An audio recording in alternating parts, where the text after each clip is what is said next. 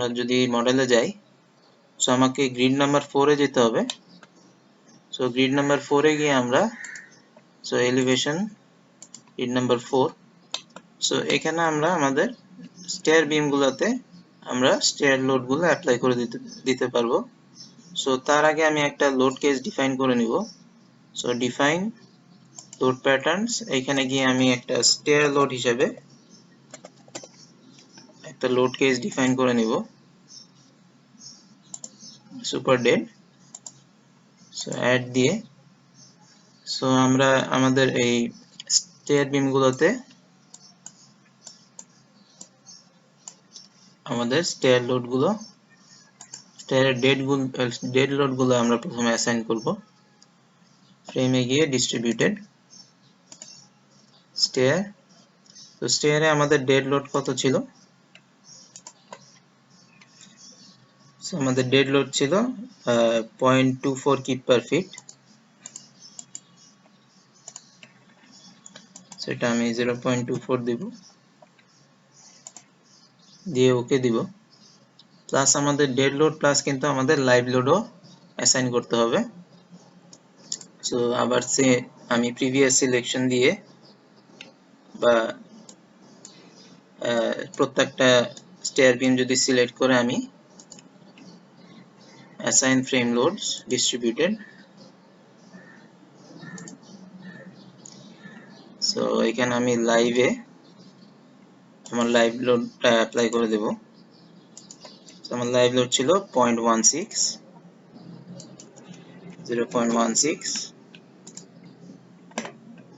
So আমাদের dead load এবং live load কিন্তু আমরা স্টেয়ার বিমে আমরা দিয়ে দিছি।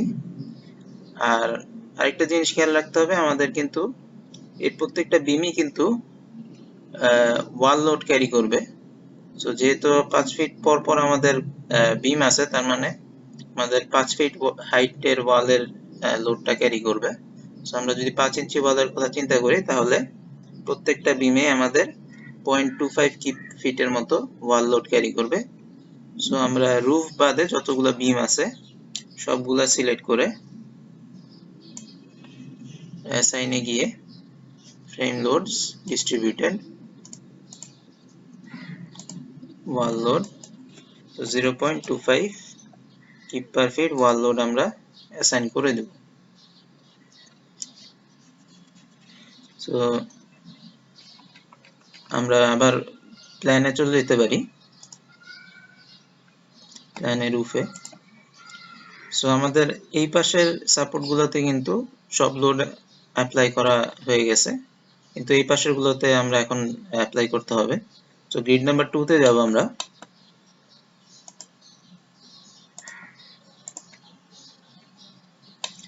আচ্ছা, গ্রিড নাম্বার 2 তে আমাদের খেয়াল রাখতে হবে যে আমাদের স্টেয়ার গুলো, মানে স্টেয়ার বিম, সরি আমাদের বিম গুলো, এখানে মাঝখানের 3টা বিম কিন্তু 2টা ফ্লাইটের লোড ক্যারি করবে, আর শেষের 2টা বিম আমাদের জাস্ট সিঙ্গেল ফ্লাইটের লোড ক্যারি করবে। কারণ এখানে গিয়ে আমাদের রুফ, ওখানে আমাদের সিঙ্গেল ফ্লাইট থাকবে, এবং এখানে ইনিশিয়ালি আমাদের গ্রাউন্ড ফ্লোর থেকে শুরু হলে তাহলে এই বিমটা আমাদের সিঙ্গেল ফ্লাইটের লোড ক্যারি করবে। সো আমরা এখানে এই মাঝখানের 3টা বিমে আমরা ডাবল ফ্লাইটের লোড অ্যাসাইন করব। তো অ্যাসাইনে গিয়ে ফ্রেম লোডস ডিস্ট্রিবিউটেড, তো আগের মতো আমরা স্টেয়ারের ডাবল ফ্লাইটের লোড ছিল 0.24 কিপ পার ফিট, আর এগুলোতে আমরা তার হাফ দেব। So frame distributed stair, so এটা সিঙ্গেল ফ্লাইট, সো 0.12 হবে কিপ পার ফিট। সিমিলারলি আমরা লাইভ লোড অ্যাপ্লাই করে দিব। সো আবার মাঝখানে 3টা সিলেক্ট করে অ্যাসাইন লোড ডিস্ট্রিবিউটেড, আমরা লাইভ। সো লাইভ লোড আমাদের ছিল হচ্ছে 0.16, আর উপরের দুইটাতে আমাদের একদম রুফ এবং গ্রাউন্ড ফ্লোরের বিমে আমাদের হাফ লোড যাবে, অ্যাসাইন এম ডিস্ট্রিবিউটেড লাইভ, সো 0.08 তে আমরা ওকে দিব। আর এই বিমগুলোতে আমাদের ওয়াল লোডও আমাদের অ্যাপ্লাই করতে হবে যেহেতু বিমগুলো 10 ফিট পর পর আছে, তার মানে আমাদের 10 ফিট হাইটের ওয়াল ক্যারি করবে। সো আমরা রুফ বাদে সবগুলো বিম সিলেক্ট করে assign, so frame load distributed, এখানে আমরা ওয়াল লোডটা অ্যাসাইন করে দেব। সো ওয়াল লোড আমাদের 10 ফিট হাইটের যদি 5 ইঞ্চি থিকনেসের ওয়াল হয় সেক্ষেত্রে আমাদের 0.5 কিপ ফিট আছে, তো সেটা আমরা অ্যাপ্লাই করে দিই। তো এটা অ্যাপ্লাই করা হয়ে গেছে। সো এখন আমরা প্ল্যানে আমরা চলে যেতে পারি আমাদের, তাহলে স্টেয়ার লোড এবং স্টেয়ারের বিমগুলোতে সব ধরনের ওয়াল লোড, লাইভ লোড সব অ্যাপ্লাই করা হয়ে গেছে। সো সিমিলারলি আমরা বলছিলাম যে লিফট করো, কিন্তু আমাদের শুধু ওয়াল লোড নিবে। সো লিফটের যে বিমগুলো আছে তো আমরা সেগুলোতে অ্যাপ্লাই করে দেব। সো আমাদের এখানে অল স্টোরি সিলেক্ট করে, অল স্টোরি সিলেক্ট করে আমরা লিফটের চারপাশে যে বিমগুলো আছে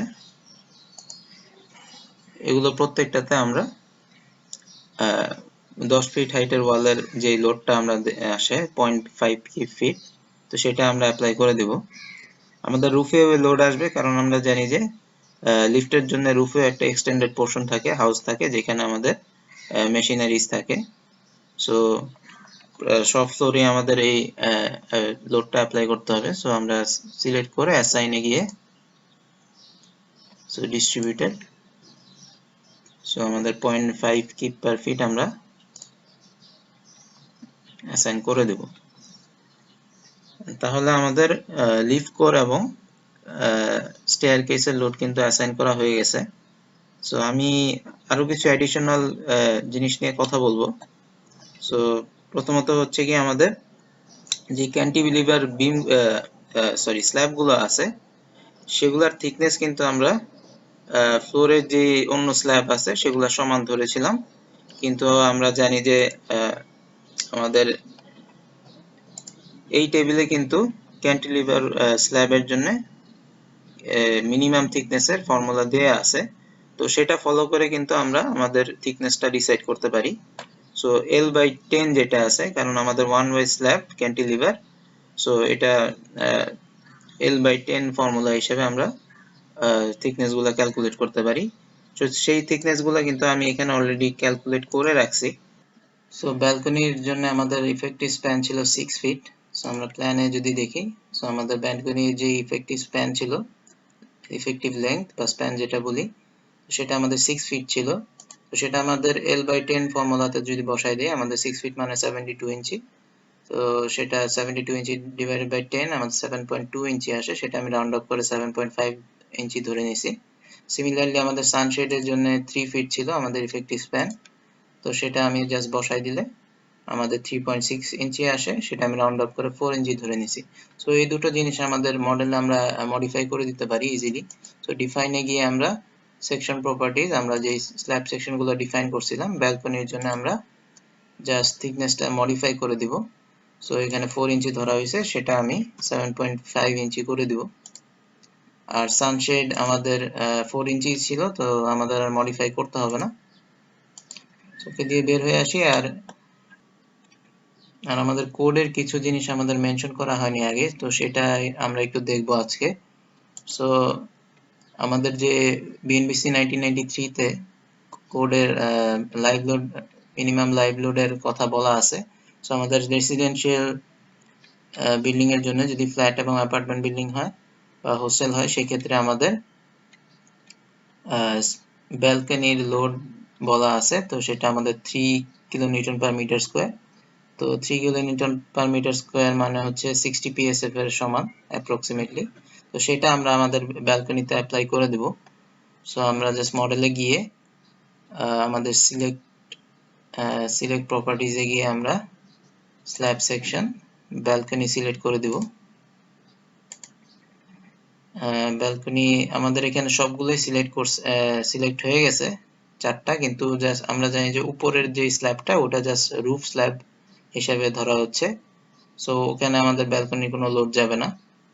সো এটা আমরা ডিসিলেক্ট করে দিই, জাস্ট একটা ক্লিক করলে ডিসিলেক্ট হয়ে যাবে। সো বাকিগুলো আমাদের সিলেক্টেড অবস্থায় আছে। তো এইখানে আমরা অ্যাসাইন করে দিব। তো শেল লোডস ইউনিফর্ম, সো আমাদের ছিল live load. So live load আমরা 60 psf, সরি আমরা এখানে দেখাচ্ছে না কারণ এখানে 20 psf দেখাচ্ছে আর কি। সো যেহেতু আমরা উপরের স্টোরিতে আছি, রুফের স্টোরিতে আছি, সো এই থার্ড ফ্লোরে আবার ঠিকই দেখাচ্ছে যেহেতু আমরা 60 psf অ্যাপ্লাই করেছি। তো আরেকটা জিনিস হচ্ছে কি, আমাদের কোডে আরেকটা জিনিস মেনশন করা আছে, সেটা হচ্ছে আমাদের minimum roof live load. So আমাদের মিনিমাম রুফ লাইভ লোড এখানে মেনশন করা আছে ফ্ল্যাট রুফের জন্য 1.5 কিলোনিউটন পার মিটার স্কোয়ার। তো সেটা আমাদের অ্যাপ্রক্সিমেটলি 30 psf এর সমান আসে। সো আমাদের রুফ লাইভ লোড আমরা আমাদের ফ্লোর লোড যেটা ছিল 40 psf, সেটার হাফ ধরে নিয়েছিলাম 20 psf। যেহেতু আমাদের 30 psf 20 psf এর চেয়ে বেশি, সো আমাদের 30 psf টাই গভর্ন করতেছে। তো সেই ক্ষেত্রে আমাদের 30 psf ই রুফে অ্যাপ্লাই করে দিতে হবে। তো সেটা আমরা রুফে গিয়ে জাস্ট রুফ স্ল্যাব গুলো যতগুলো আছে সেগুলো সিলেক্ট করে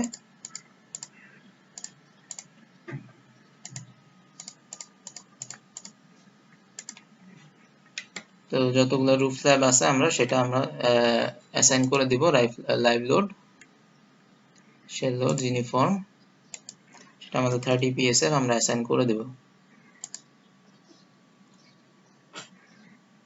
আচ্ছা, অ্যাসাইন হয়ে গেলে আমাদের মোটামুটি আমাদের আর মডেলিং এ কিছু বাকি নাই। সো আমরা এখন কম্বিনেশনে চলে যেতে পারবো।